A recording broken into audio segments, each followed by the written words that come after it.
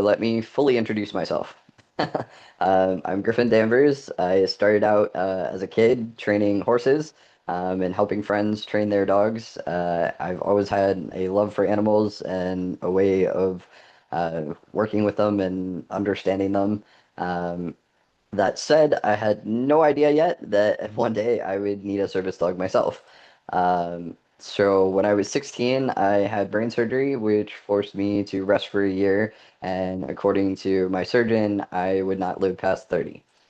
I just turned 37 this past December, so I'm beating the odds, I guess, but also I'll go into it a little bit more later, but with my multiple disabilities, they're progressive and I want to share as much knowledge as I can while I still can. So, but getting back to my story, just a short one here. Um, I tried many jobs, but I could not quite keep up. I've had three knee surgeries, and I have a spinal condition, and so when I was in college, I missed dogs quite a bit, and so I volunteered and learned service and therapy work through a dog training school. Excuse me, a service dog training school. And it was awesome. I learned so much from them on the service dog side and on the therapy dog side. Um, I still thought while I was working with them that I was relatively normal, and I say that with quotes because I don't have a better word, but able, I guess, would probably be a better word, until boss after boss said I just couldn't do enough. I was always told that I did a good job, but I couldn't work enough hours, or I couldn't stock enough shelves, or whatever it is I was doing. And from this service dog school, one of the people that volunteered there actually rescued a dog, and that dog's name was Jake. And this is Jake in my lap here.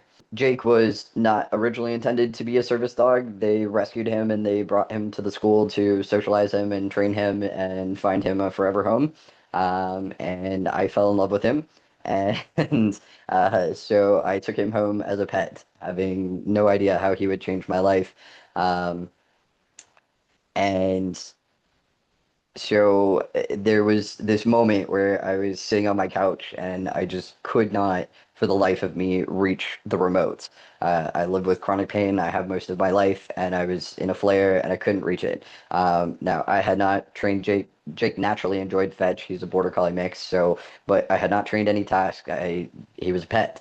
And I had worked him through his fears and everything, and he'd become a very even temperament and very confident, but not cocky dog. And as I was trying to reach for the remote, I finally gave up, and he got up off the floor and he grabbed the remote and he handed it to me. And it was at that point that I kind of had to face that I was disabled. And I know that might sound crazy being surrounded by disabled people at the school, but it's just one of those things where I thought if I could walk, talk, and chew gum and, keep up with my able friends for the most part, that I was still able. But in reality, I had to face my disabilities, and Jake helped me do that. So, I had to find a solution though for jobs in order to be able to do something I could do, that I could bring a service dog with me to do. And yes, technically you can bring them to a job unless it seriously uh, like it might be a consideration if you worked in a factory or something like that. There are certain things where a dog wouldn't work, but for the most part, you can have your service dog, or if you worked like in a kitchen or something. But I had to have something that didn't drain my energy, something that didn't take all of my time, and something that I could sustain long term. And so I did start dog training, working with things I learned from the school, working with things that I had learned from different programs and mentors and things like that. Um, and I trained Jake with what I had learned, and I got my first official dog training job. And then shortly after that, um, Jake had to retire early because he had early onset. major allergies. Like I couldn't take him out of the county without him having an allergy attack and getting hives and everything else all over. And being a border collie, he could take anything off that I put on him in order to keep him from scratching them. So it was a whole thing. And as a service dog, if you can't even take him to the next county, it kind of fails them out medically. But around that same time, this bully right here named Riley, he had been coming into where I was working doing dog training, and his owner came and said he asked me if I could take Riley home. And I lived in a breed specific legislation county, so I planned on training him some basic obedience and using my network of people in different counties to send him and find him a home. But while I was doing some basic obedience with him and working with him with different things and working with clients and everything, he just had the perfect temperament and he seemed to really be able to understand me and sense my pain and sense my overdoing it before I could. And so I ended up deliberately training him from that point forward as a service dog. And he ended up being my main service dog for about a decade. Um, so with Riley and somewhat Jake, I started narrowing down my focus to training service dogs and working closely with disabled teams from the perspective of a disabled handler. I pretty quickly learned that the key was to specialize. People talk about niching down and things like that, and I used to specialize in mostly aggressive and behavioral issues and things like that, and work with the local vets offices and rescues and things like that. And that was also too hard on my body. So I went and kind of moved over to using my experience as a handler as well as a trainer to start training service dogs. Instead of doing pets and aggressive and behavioral issues, and trying to help every type of dog owner, I focused on one community, like I said, disabled handlers.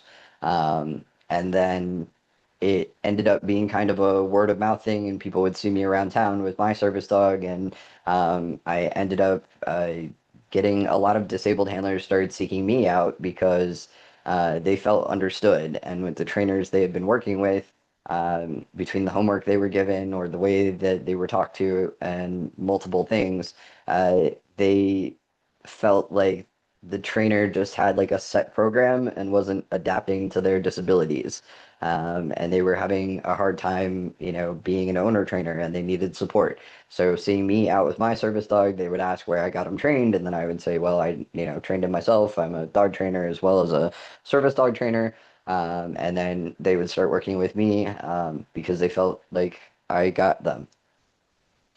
So, over the last 13 years, I have trained more than 80 teams at this point. With that, limited energy, limited time, and a repeatable but adaptable framework. So, I also am involved in dog sports. I am a judge for Iron Dog. I CGC certified educator and tester.